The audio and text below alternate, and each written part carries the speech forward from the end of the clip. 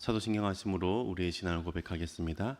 전능하사 천지를 만드신 하나님 아버지를 내가 믿사오며 그 외아들 우리 주 예수 그리스도를 믿사오니 이는 성령으로 잉태하사 동정녀 마리아에게 나시고 본디오 빌라도에게 고난을 받으사 십자가에 못 박혀 죽으시고 장사한 지 사흘 만에 죽은 자 가운데서 다시 살아나시며 하늘에 오르사 전능하신 하나님 우편에 앉아 계시다가 죄로서 산 자와 죽은 자를 심판하러 오시리라. 성령을 믿사오며 거룩한 공예와 성도가 서로 교통하는 것과 죄를 사하여 주시는 것과 몸이 다시 사는 것과 영원히 사는 것을 믿사옵나이다. 아멘. 찬송가 72장입니다. 찬송가 72장. 만왕의 왕 앞에 나오라. 72장 함께 찬양하시겠습니다.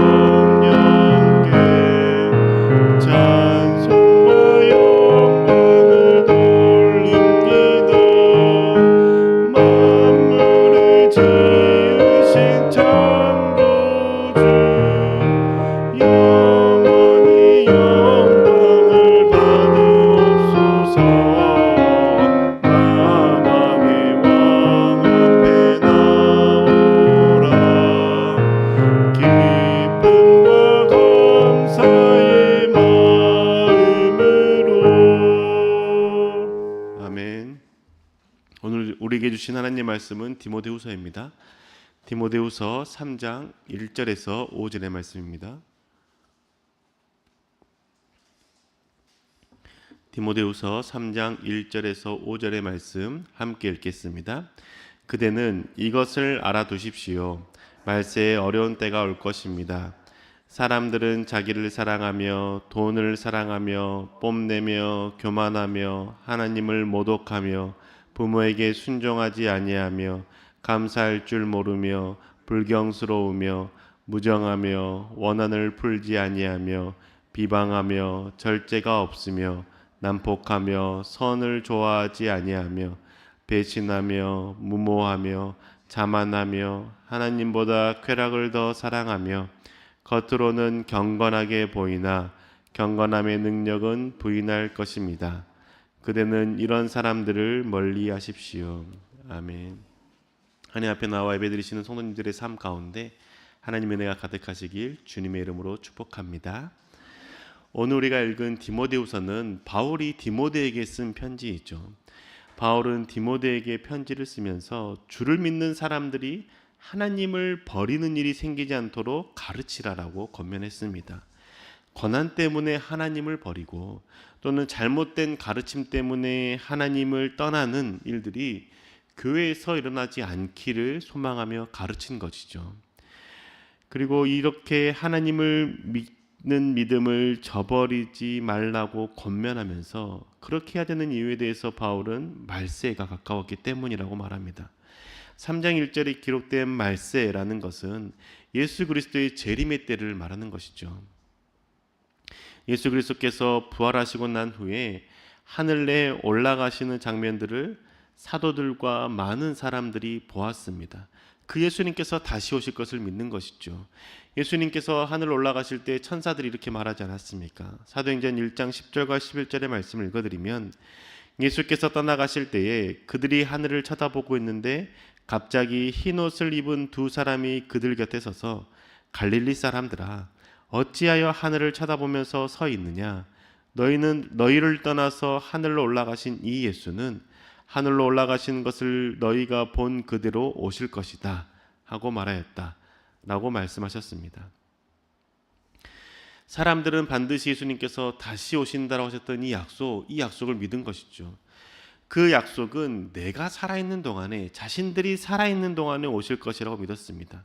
너희가 본 그대로 오실 것이다라고 말씀하셨기 때문이죠. 이것은 너희가 살아있는 동안에 오실 것을 말씀하시는 것이 아니라 이처럼 예수님께서 구름 타고 많은 사람들과 함께 천사들과 함께 내려오실 것에 대해서 말씀하셨던 겁니다. 근데 그때 당시 그 사람들은 우리가 본 모습 그대로, 그러니까 우리가 본 그대로 우리가 살아있는 동안에 주님이 다시 오실 것이라고 믿은 겁니다. 이런 약속을 믿고 예수님이 다시 오시기 전까지 예수님의 지상 명령이었던 복음을 전하는 삶에 모든 것을 바쳤습니다. 1년이 지나고 2년이 지나고 10년이 지나고 30년이 지나면서 예수님이 올라간 모습을 본 그 사람들이 죽어가기 시작했습니다. 이때 당시 평균 수명이 50세 정도 되었기 때문에 20세 때에 예수님을 보았던 사람들은 어느새 죽음이 눈앞에 다가와 있는 상태였던 것이죠. 어떤 사람들은 예수님을 믿고 그 믿는 믿음으로 다시 오실 것을 믿는 믿음으로 믿음을 지키다가 고난과 고통 가운데 죽었습니다. 박해 가운데 죽어갔습니다. 다시 오실 것이라고 확실하게 믿었던 사람들의 믿음이 흔들리기 시작하는 것이죠. 다시 안 올 것 같았습니다. 이러한 믿음의 확신이 흔들리자 그들은 그 당시에 많은 사람들이 현혹되어 있었던 육은 악하고 영은 선하다라는 헬라 철학 사상을 믿는 사람들이 생겨나기 시작했던 것이죠. 이처럼 예수님의 재림을 기대하지 않고 예수 그리스도를 영접할 것을 소망해 두지 않는 마음 때문에 예수 그리스도를 믿는 믿음, 하나님을 믿는 믿음을 버리는 자들에게 지금 바울이 말하기를 지금이 말세의 때가 다가왔다라고 가르쳐주는 겁니다. 주님이 곧 오실 거다라고 말씀하시는 것이죠. 그 말세의 때의 모습이 어떤 모습입니까? 2절에서 5절까지 말해주고 있지 않습니까?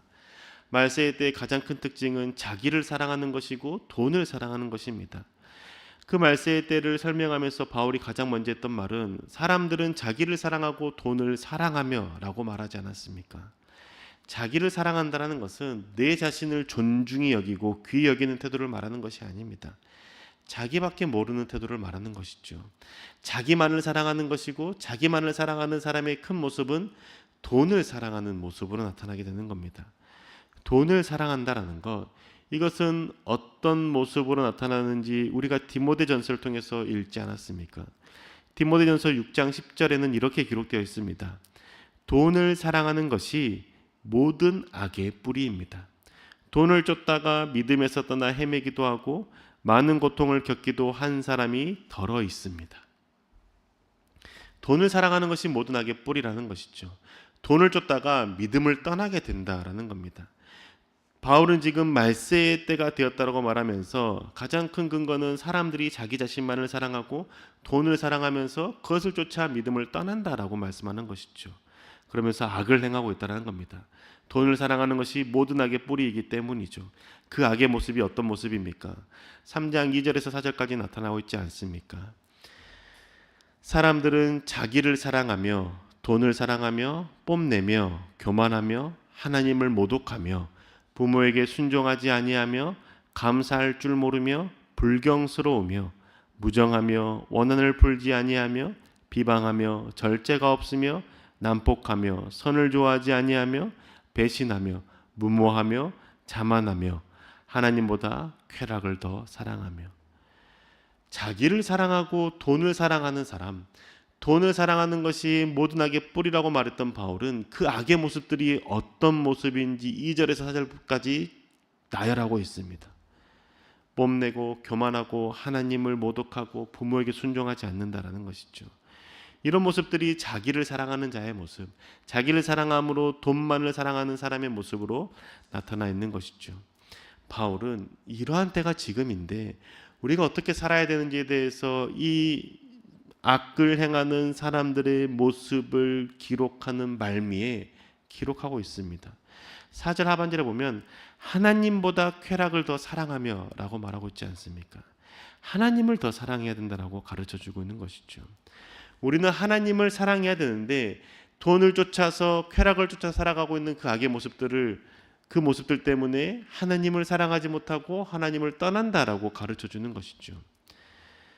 자기를 사랑하는 그 모습이 쾌락을 추구하는 모습이고 돈을 사랑하는 그 모습으로 돈을 뽐내고 돈을 통해서 쾌락을 추구하게 되는 것이죠.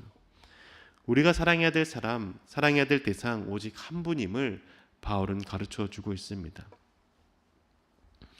바울은 지금이 곧 말세의 때이기 때문에 주님이 곧 오실 것이기 때문에 믿음을 잃지 말고 하나님을 사랑했던 그 믿음 끝까지 지키자라고 권면합니다.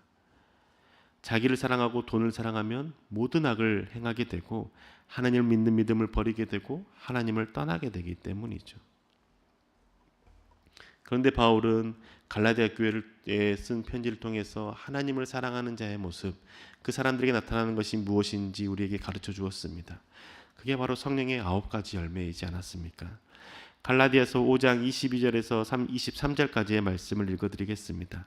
그러나 성령의 열매는 사랑과 기쁨과 화평과 인내와 친절과 선함과 신실과 온유와 절제입니다. 이런 것들을 막을 법이 없습니다. 성령의 열매는 사랑과 기쁨과 화평과 인내와 친절과 선함이라고 말하고 있죠.